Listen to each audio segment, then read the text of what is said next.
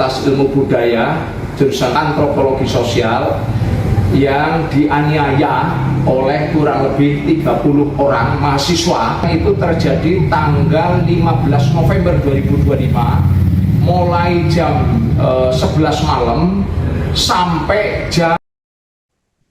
Arnendo, seorang mahasiswa Undip, mengalami luka serius dan trauma setelah dianiaya oleh puluhan rekan satu jurusannya. Luka yang diderita korban diantaranya patah tulang hidung, gegar otak, serta gangguan saraf mata kiri. Pendamping korban dari LBH Petir, Jawa Tengah, Zainal Petir, menyebut turut mengunggah video yang memperlihatkan kondisi fisik korban. Dalam postingannya pada Rabu 4 Maret, tampak korban di dalam ruang fasilitas medis dengan sejumlah luka lebam, keunguan, dan kemerahan di bagian bahu, punggung, serta wajah. Pada punggungnya terlihat guratan panjang serta beberapa luka kecil yang dalam, di mana narasi video tersebut diduga akibat sundutan rokok dan tusukan benda tajam. Zainal menyebut korban dipukuli, disundut rokok, disabet ikat pinggang, ditusuk jarum hingga lehernya diikat. Selain itu, bagian sensitif korban diolesi cairan. Arnendo juga disebut mengalami patah tulang hidung dan gegar otak serta trauma psikologis yang membuatnya tidak berani kembali mengikuti perkuliahan. Laporan atas dugaan tindak pidana itu telah dibuat pada 16 November tahun 2025 di Polrestabes Semarang.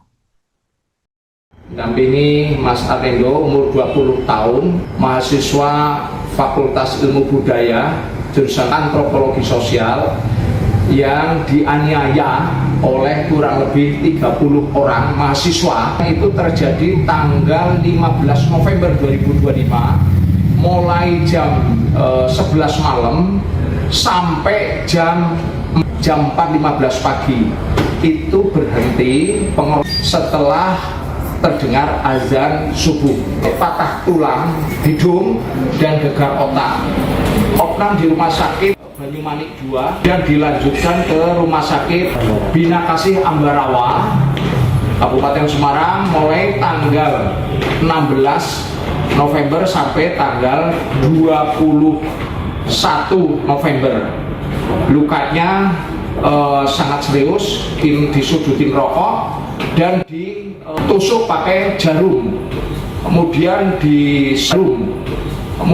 disabet pakai ikat pinggang, terus lehernya diikat pakai ikat pinggang, diperlakukan seperti anjing ya, sambil ketawa-ketawa para pelakunya.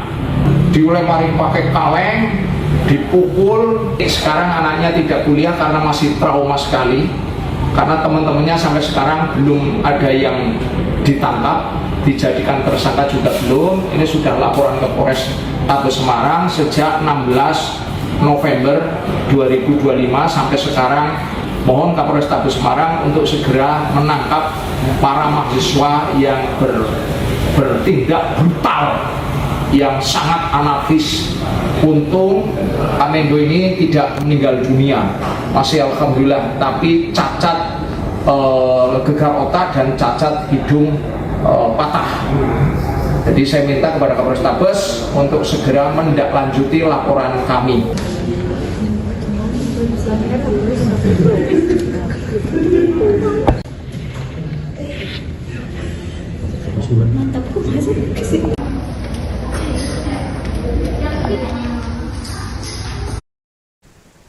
Bagus, ayah dari A, mahasiswa FIB Undip Semarang yang menjadi korban pengeroyokan, mengharapkan keadilan atas kasus yang dialami oleh anaknya.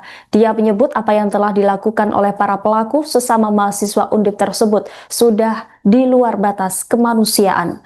Karenanya dia pun meminta pihak polisian dapat segera menghukum para pelaku sebagai balasan atas penderitaan anaknya sejak November 2025. Setelah kejadian tersebut, tidak ada terduga pelaku atau pihak kampus Undip yang mendatangi rumahnya. Bagus juga berharap penyidik Polrestabes Semarang bertindak profesional dan cepat dalam menangani kasus yang dilaporkannya.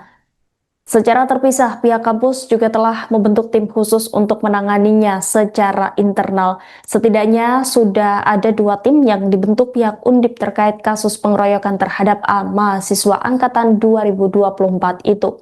Tim tersebut akan bekerja secara terpisah atau masing-masing fokus pada kasusnya. Satu tim menginvestigasi kasus pengeroyokan, sedangkan satu tim lainnya menangani kasus dugaan pelecehan seksual yang dilakukan korban terhadap 3 mahasiswi.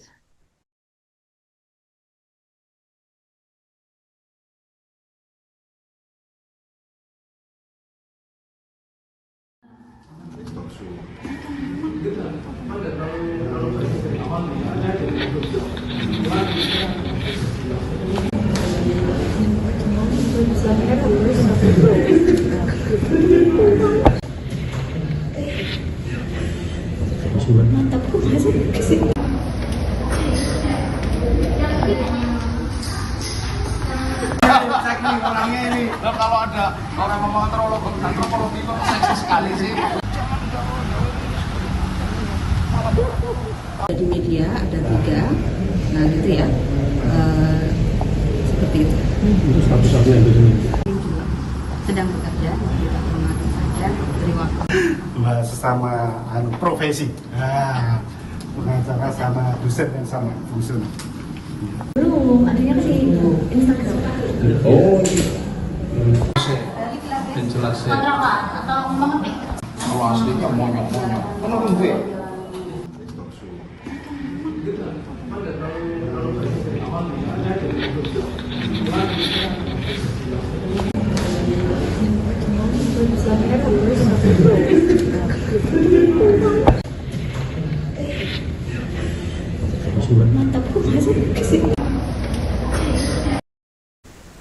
Seorang mahasiswa antropologi sosial FIB Universitas Diponegoro Semarang bernama Arnendo menjadi korban penganiayaan oleh 30 rekannya. Akibat peristiwa itu korban mengalami luka serius dan trauma. Selain penyelidikan internal kampus, kasus ini juga sedang diproses oleh polisi di Polrestabes Semarang.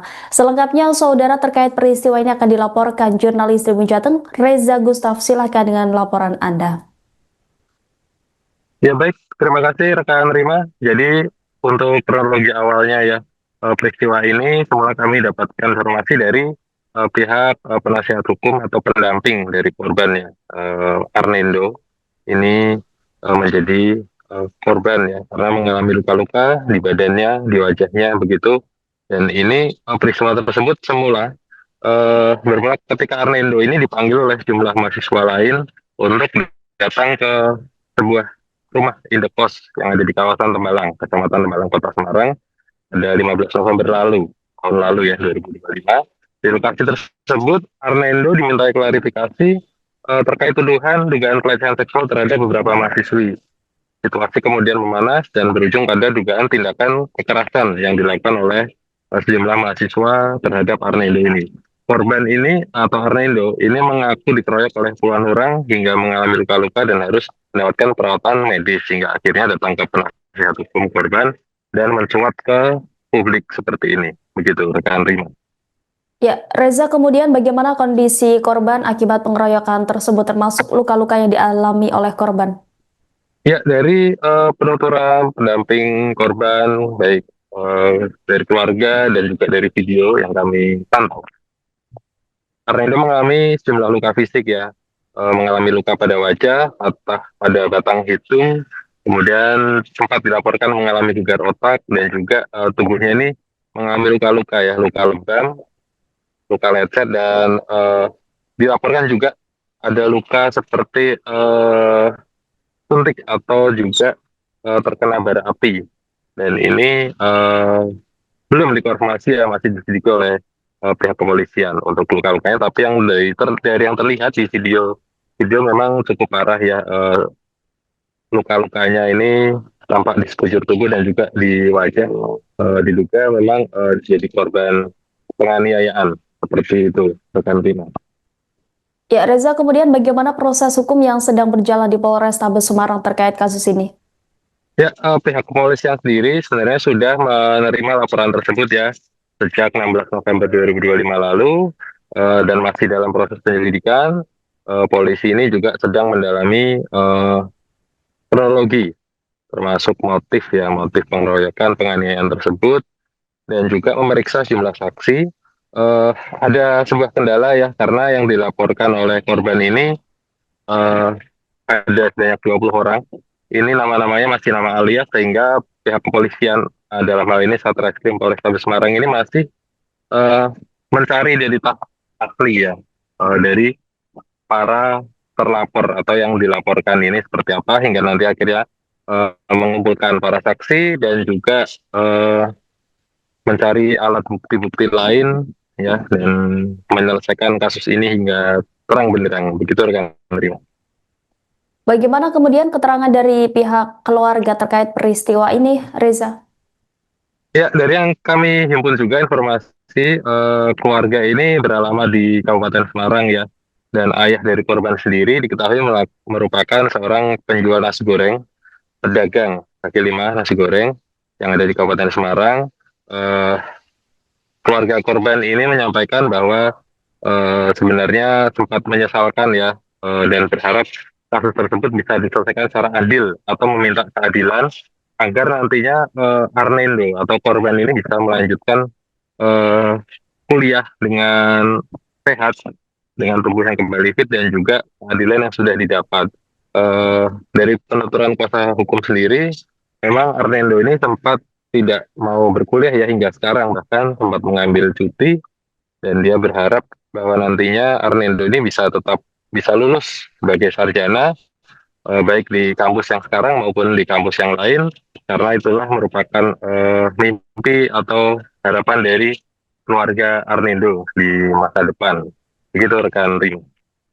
Baik, terima kasih atas laporannya Reza Gustaf, jurnalis Tribun Jateng. Selamat kembali bertugas.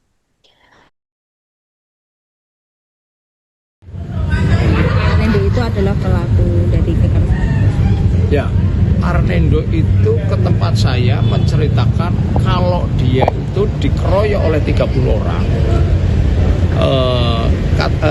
Kenapa dikeroyok? Saya kan tanya, kenapa dikeroyok, kok bisa sampai dikeroyok 30 orang, dianiaya seperti itu. Saya dituduh melakukan pelecehan, Pak. Nah, pelecehan apa? Saya kan megang tangannya cewek, dan cewek itu ada yang senang.